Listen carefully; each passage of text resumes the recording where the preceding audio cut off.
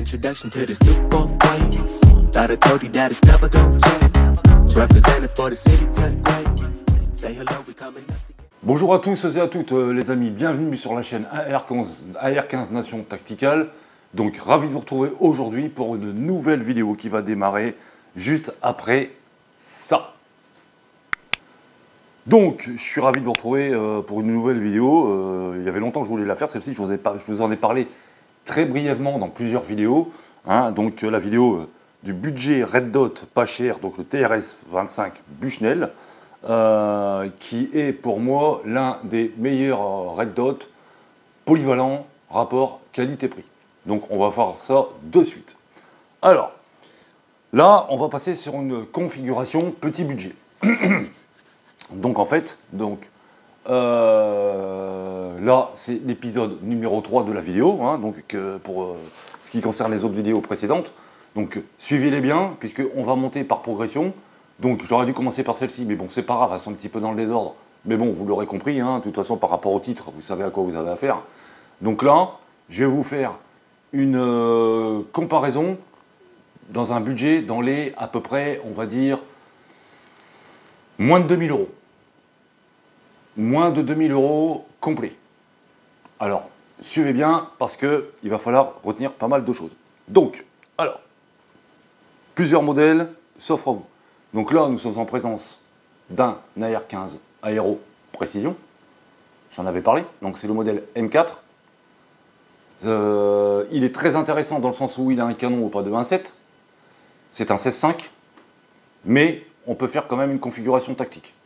Je vais m'expliquer. Je vous l'ai déjà dit. Les canons 16.5, c'est pas trop fait pour du tactique. Mais voilà déjà ce qu'on peut faire avec ça. Alors, là, sur un engin tel qu'il est là à l'heure d'aujourd'hui, on est sur du 1900 euros à 2000 euros, 1200 euros, pardon, qu'est-ce que je raconte, 1250 euros à 1300 euros pour le M4 complet. Pas comme il est là, je vais y venir après. Complet, donc d'origine, version mil-spec militaire, ça je précise bien, mil-spec, donc ça c'est très important. Je l'ai déjà dit, vous savez ce que ça veut dire. Ensuite, vous pouvez le configurer de cette manière-là. Donc là, j'ai changé le garde-main. Donc nous avons affaire à un garde-main VISM. C'est une marque américaine qui est quand même pas mal réputée, qui fait des garde-mains de bonne qualité à des prix compétitifs. Donc on est sur un garde-main à un tarif de 133 $, frais de port compris, dédouanement compris. Je précise bien. Donc vous pouvez le trouver chez Optique. Chez SRS ou Optique Planète, normalement c'est ça, Optique Planète. Donc vous allez pouvoir le commander, vous avez un délai d'à peu près de 3 semaines à 1 mois, mais environ 3 semaines. Moi j'ai attendu à peu près 3 semaines. Donc il est facile à installer, ça ne demande quasiment pas d'outils, les clés sont livrées avec. Vous avez l'avantage de garder le guidon triangulaire d'origine, vous pouvez le remodifier, remettre votre garde-main d'origine si vous en avez envie. Et en plus, il est M-Lock, donc nickel chrome. Il est léger, il est efficace. C'est tout ce qu'on lui demande. Donc ça, c'est vachement intéressant. Donc l'avantage que vous n'avez aucune manipulation intérieure à faire, dans le sens où il s'adapte avec la bague Delta. Donc ça, c'est le top. Alors, pour ce qui concerne la configuration, donc là, comme je vous le disais, on est sur un Aéro Précision. Il y a aussi le Smith & Wesson Sport 2 qui, lui, a un canon extrêmement costaud. Il a été éprouvé apparemment, d'après ce que j'ai su. Il a été testé. Donc n'est pas à négliger. Donc le Sport 2, je précise bien. Donc on reste dans le même esprit, mid-spec, M4. Bon, moi perso, je préfère l'Aéro Précision. Ensuite, ce que vous pouvez faire avec cet engin-là. Donc vous voyez, là, on l'a équipé d'un point rouge Bushnell TRS-25.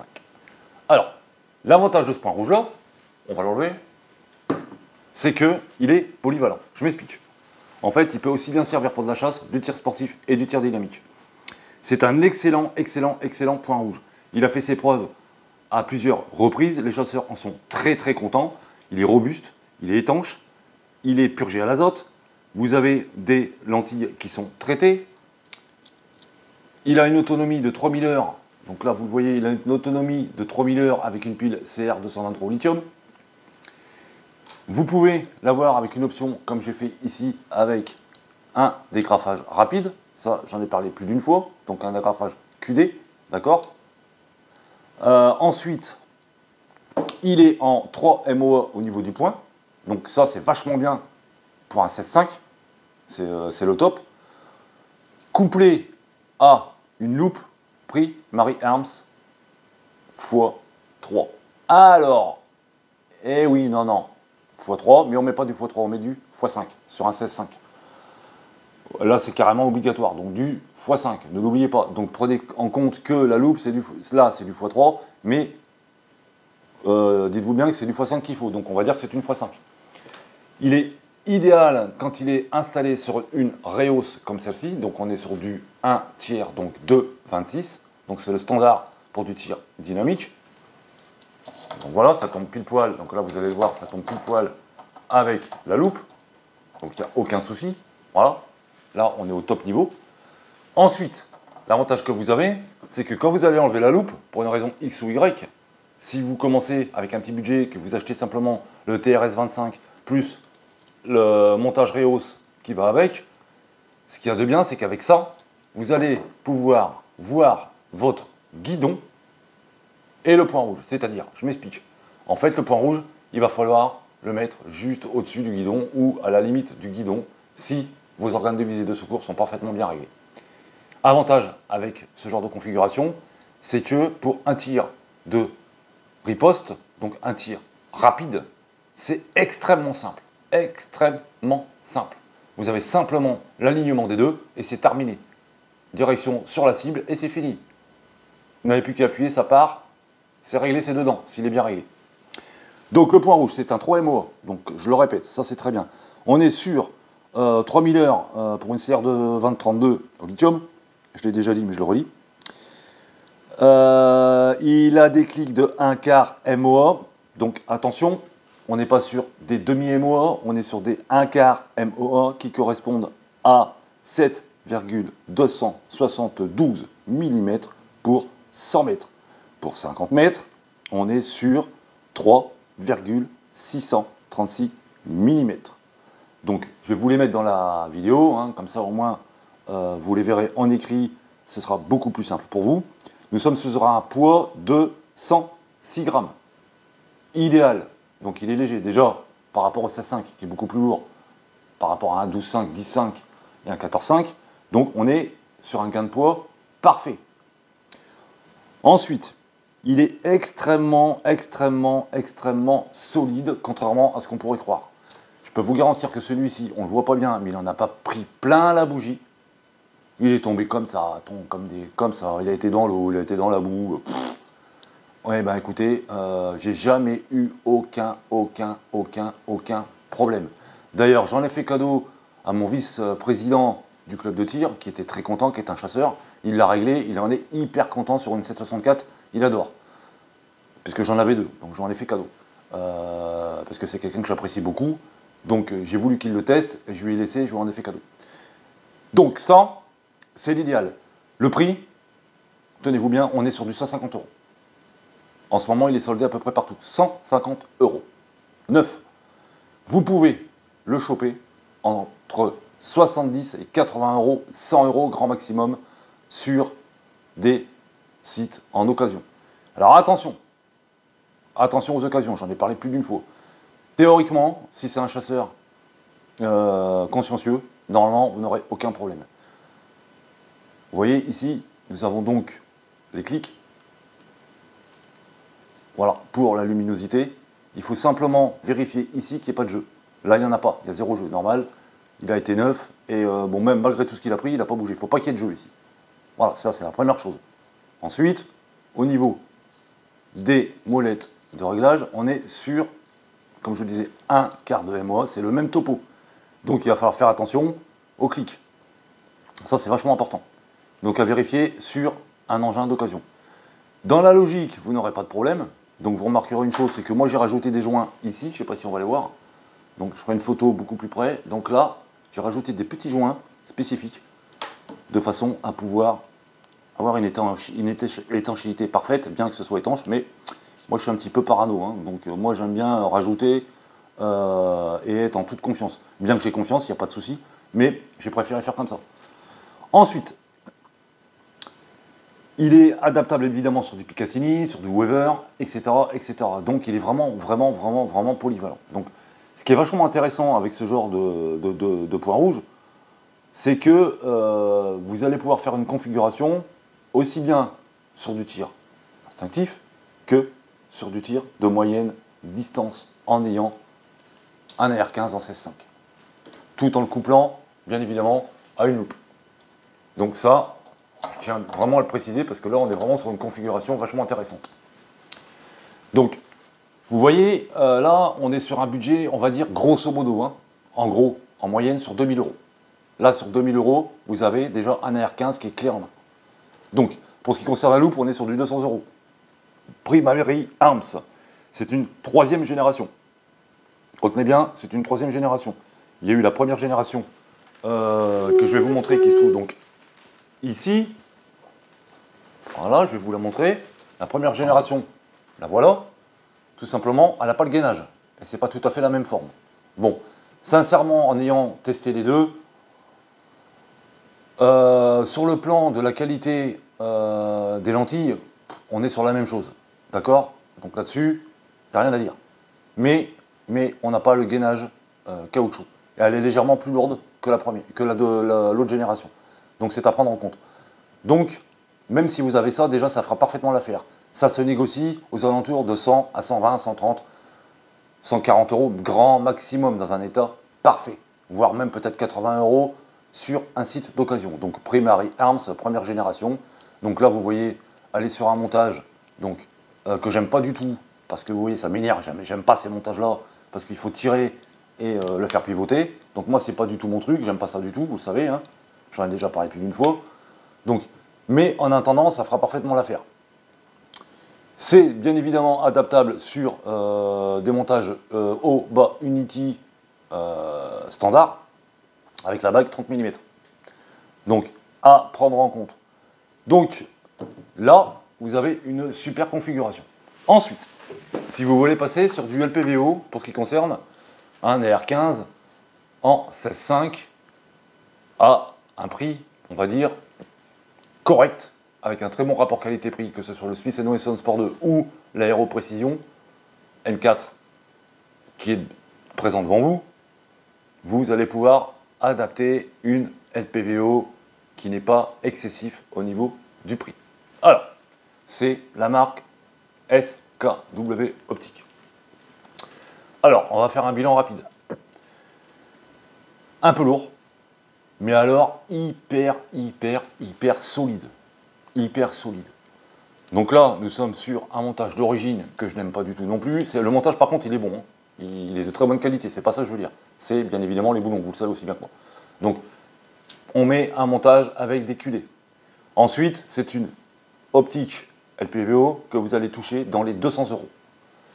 À savoir que SKW Optique est une firme qui fournit tous les optiques à la Corée du Sud et à l'armée chinoise. Donc c'est quelque chose qui n'est vraiment pas à négliger. C'est un rapport qualité-prix exceptionnel. Je les ai testés. Ils ont une multitude de réticules parfaitement adaptés à ce que vous voulez faire. Donc là, nous sommes sur un réticule typique 223 556 polyvalent. Nous sommes sur un grossissement de 1,25 sur 5. Donc c'est parfait. La seule chose qu'il va falloir adapter, bon, qui vendent aussi à part, que je n'ai pas encore acheté d'ailleurs, parce que je n'y ai pas pensé, c'est d'adapter une bague pour pouvoir faire le zoom rapidement. Donc, par contre, ce qui est un peu gênant, le zoom il est un petit peu dur. Bon, c'est normal, c'est neuf, donc c'est un peu dur. J'ai testé, franchement, le top niveau. La seule chose qui me gêne, donc, c'est que là, cette tourelle, là où il y a la pile, moi, j'aime pas les tourelles qui sont en haut. Je préfère qu'elles soient de côté. Après, chacun son point de vue. Bon, perso, j'aime pas trop parce que si je dois mettre un point rouge, ça va me gêner. Ça le fait pas. Enfin, pour moi, ça le fait pas. Bref, je suis assez méticuleux sur la chose, vous le savez. Donc, mais disons que pour quelqu'un qui veut faire du tir dynamique avec un budget limité, on recommence entre 150 d'occasion et 200 euros pour la loupe. Ok. Le Bushnell TRS 25 qui lui, est à 150, voire 160 ou 180 euros neuf. Cherchez bien sur internet ou par rapport à votre armurier, parce que en fait, il est sur des prix différents par rapport à ceux qu'ils vendent, donc il y a des promotions, etc. C'est quand même un engin qui a une paire d'années, qui a vraiment fait ses preuves. Il y a plusieurs versions. Là, c'est la dernière version, c'est la phase, la dernière phase, c'est la phase 2 ou 3, je ne sais plus. Donc de toute façon, c'est simple à reconnaître. Vous avez des écritures jaunes pour certains modèles et des écritures blanches. Donc là, on est sur le dernier modèle, l'écriture blanche. Ensuite, vous avez le TRS 26 qui lui est beaucoup plus cher. Donc là, on est beaucoup plus encore sur du tactique. Donc vous avez tous les boutons qui sont au-dessus, comme un petit peu sur le Falk que je vous ai présenté sur les vidéos précédentes, et notamment aussi donc le Holosom que je vous avais présenté avec les commandes qui se trouvent donc au-dessus. Donc le TRS 26, lui, on va dire qu'il est à peu près dans les mêmes normes par rapport à celui-ci. Comme je vous le disais, donc l'avantage, c'est le prix et la qualité. Donc nous avons un point rouge de 3 MOS, 3 MOS qui est parfait. Donc personnellement, ce genre de configuration pour débuter, je dis bien pour débuter, dans du tir dynamique, c'est l'idéal. Là-dessus, vous allez pouvoir changer tout ce que vous voulez. Que détente, le bouton de rappel de la culasse pour pouvoir réenclencher la culasse s'il y a un problème d'alimentation, donc c'est-à-dire repousser la culasse. Le levier d'armement, vous allez pouvoir mettre un ambidextre, vous allez pouvoir changer là le sélecteur de tir, la sûreté, c'est sélecteur de tir. Donc là c'est fait, c'est une marque américaine GMC, donc là c'est excellent, il n'y a pas de jeu, c'est nickel chrome. Vous allez changer le garde-main, mais il y a une chose qui est vachement importante. Si vous avez le budget, que vous avez déjà ce genre d'AR-15, sachez bien qu'il existe à l'heure d'aujourd'hui des kits gaz piston. Je m'explique.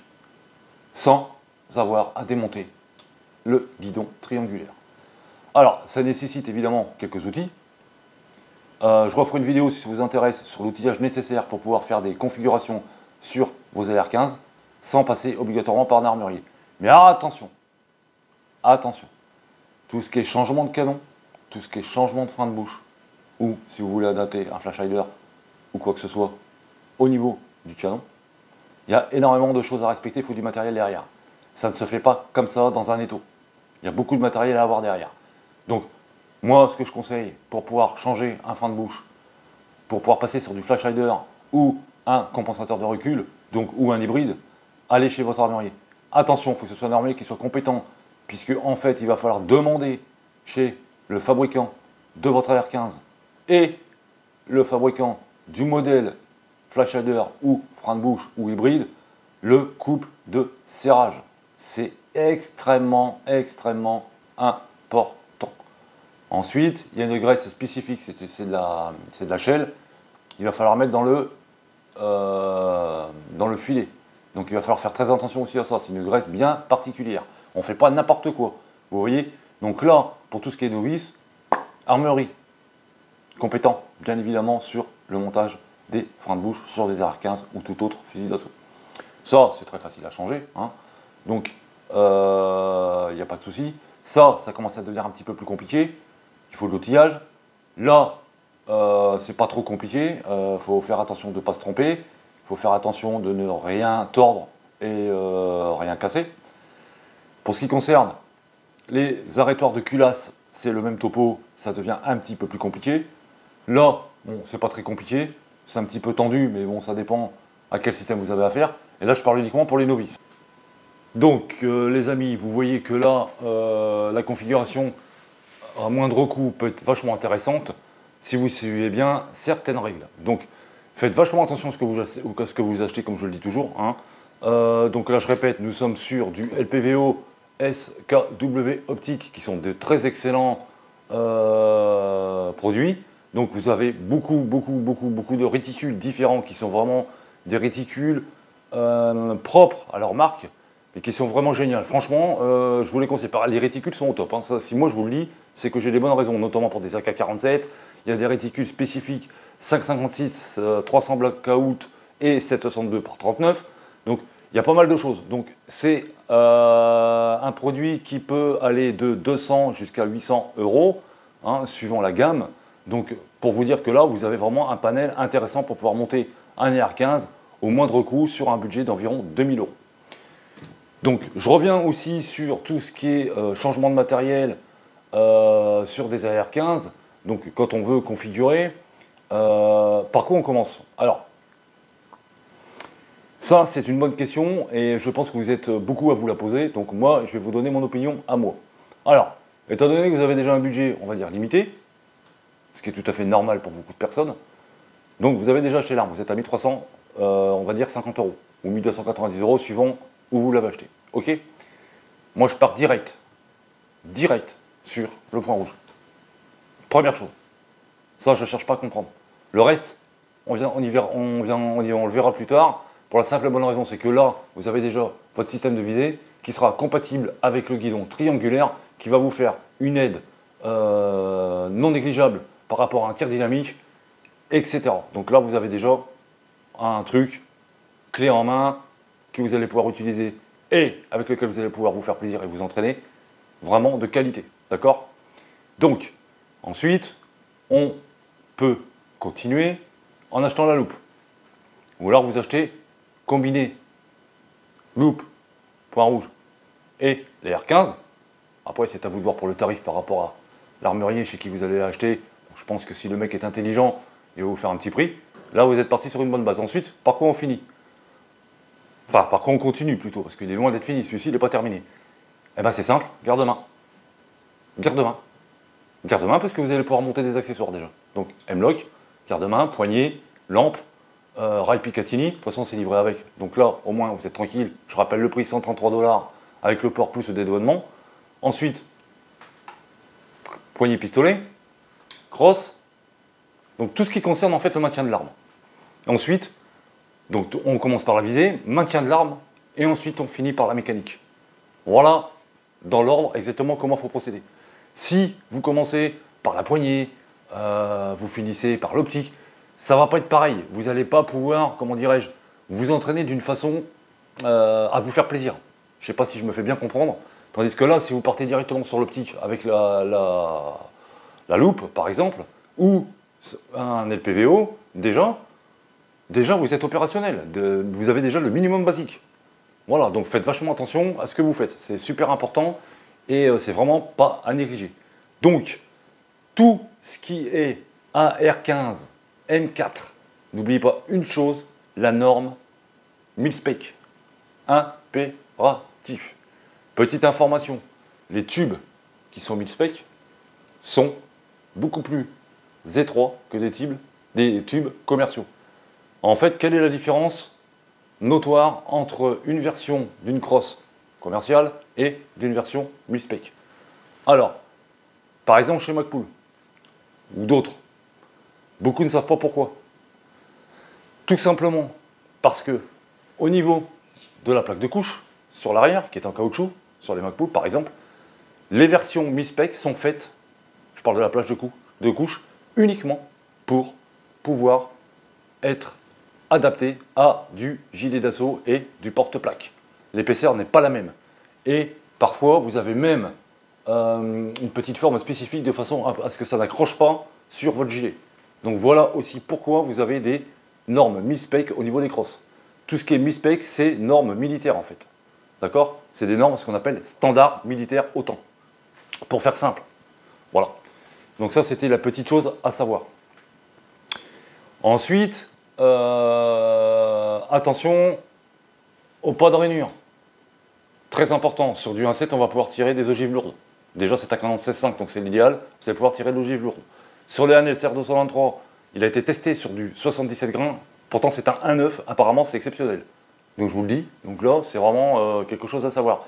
Je laisse un de mes abonnés le confirmer, puisque c'est lui-même qui a testé avec des munitions, avec 200 munitions, qu'il a pu tester lui-même, des munitions manufacturées. Je le laisse faire le commentaire, il vous en parlera par lui-même parce que c'est lui qui a fait le test et qui m'a donné un compte rendu. Donc voilà les amis, donc n'oubliez pas, plus le canon il est long, plus vous allez tirer loin, plus vous tirez des ogives lourdes, il va falloir un pas de 1.7, 1.7, 1.8. Ok? Sur certains modèles, comme sur les CR223 ANL, on est sur du 1.9 et ça passe nickel chrome. Comme quoi des fois ça ne veut rien dire. Donc je pense que c'est la qualité du canon qui est due à ça. Donc comme quoi vous voyez, hein, tout ce qui est allemand, pour preuve, encore une fois, voilà quoi. Donc américain, pareil, hein, idem, sauf que là, on est sur l'aéroprécision, donc le rapport qualité-prix, il est exceptionnel, il y a un très bon canon, il est hyper précis. L'ayant essayé, il est vraiment, vraiment, vraiment bien précis. Je ne l'ai pas encore essayé avec du 77 grains, je vous en donnerai des nouvelles avec du 77 grains. Donc, alors n'oubliez pas, on va faire un petit récapitulatif rapide. On est sur à peu près en neuf sur un TRS 25 Bushnell point rouge 3 MOA à 160 grammes. Donc ce qui est vraiment le top au niveau du poids. On est sur un tarif à 150 € neuf, 180 € maximum. D'occasion, vous pouvez le choper entre 80 et 100 €. À pas négliger. Attention aux petits détails que j'ai donnés dans la vidéo, revenez en arrière, puisque j'ai donné les petits détails auxquels il va falloir faire attention si vous l'achetez d'occasion. Ensuite, pour ce qui concerne la loupe, on est sur du Primary Arms. N'oubliez pas qu'il faut du x5. Donc je ne sais pas si Primary Arms en fond, je ne crois pas pour l'instant. Donc normalement c'est du x5, là c'est une x3, mais ça c'est simplement pour l'exemple, hein, pour vous montrer la configuration. Donc x5 au niveau de la loupe.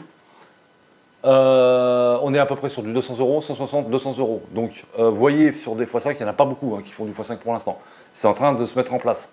Parce qu'ils se sont aperçus qu'en fait, il faut du x5 pour, voire x6, hein, pour du 16.5, 14.5, 16.5, enfin plus du 16.5 par rapport à du x6. Donc voilà, pour la petite info. Donc ça, le levier d'armement, poignée pistolet, poussoir de culasse, arrêtoir de culasse, système de détente, bloc détente complet, dynamique, garde-main, frein de bouche, flash hider, hybride, etc. Cette petite partie qui est vachement importante, j'en ai déjà parlé plus d'une fois, je vais le redire pour la petite astuce. Pourquoi on la change, à votre avis? Je vous laisse simplement deviner. Ça claque hein, quand même, hein, ça fait du bruit. Hein. Eh ben c'est simple, de toute façon. Il faut la changer, il faut mettre une polymère, donc Strike Industries, pour la simple et bonne raison, c'est que vous n'aurez pas ce bruit-là. Donc pour du tir dynamique, c'est l'idéal. Si par exemple elle est refermée, il y a une cartouche qui a été chambrée, elle est fermée, et vous faites un tir, bon le tir bien évidemment on va s'entendre, mais si vous avez un réducteur de son, vachement performant, il y aura beaucoup moins de bruit si c'est du polymère. Et ensuite, si vous devez enclencher un chargeur grillé avec votre AR-15 qui n'est pas avec une munition chambrée, si la fenêtre d'éjection, le volet de la fenêtre d'éjection est fermé, automatiquement quand vous allez reculer le levier d'armement pour pouvoir amener votre cartouche dans la chambre, il n'y aura pas de bruit quand il va se mettre en position ouverte. Donc ça c'est hyper important, vous voyez, chaque détail pour le tir dynamique a son importance. Donc ne négligez rien du tout. Donc ça c'est un conseil. Donc tout ça, ça se monte petit à petit, ça se fait petit à petit avec un budget limité sur du long terme ou un budget, gros budget sur du long terme aussi. Hein. Alors, je vous donne à peu près les budgets, grosso modo, pour des AR-15 en configuration dynamique. On est sur du 2000 € minimum à 2500 €, grand max, pour un budget moyen. Sur du gros budget, on est sur du 4000 à 5000, voire 6000 € pour un AR-15 complet. Je parle complet, c'est-à-dire optique, montage, crosse, bloc détente, poignée, garde-main, flash hider, etc. etc. Ça peut monter entre 4000 et 6000 €. Donc voilà les amis, donc je tenais à faire cette petite vidéo pour déjà les novices, pour ceux qui veulent démarrer avec un AR-15 bien configuré, correctement dans les normes, en ayant un budget limité. Ça, je trouve que c'est vachement important et il faut se mettre à la portée de tout le monde. Donc, chose que je viens de faire en vous faisant cette vidéo. J'espère qu'elle va vous intéresser. J'espère qu'elle va vous être utile. Elles sont faites pour ça. La chaîne est faite pour vous. Merci encore aux nouveaux abonnés qui sont arrivés sur la chaîne. Merci de suivre la chaîne. Mettez des pouces bleus. Commentez. Ça référence la chaîne. Elle en a vachement besoin. Merci à tous. Et je vous dis à la prochaine vidéo, les amis, pour l'épisode numéro 4. Ciao les amis. Merci.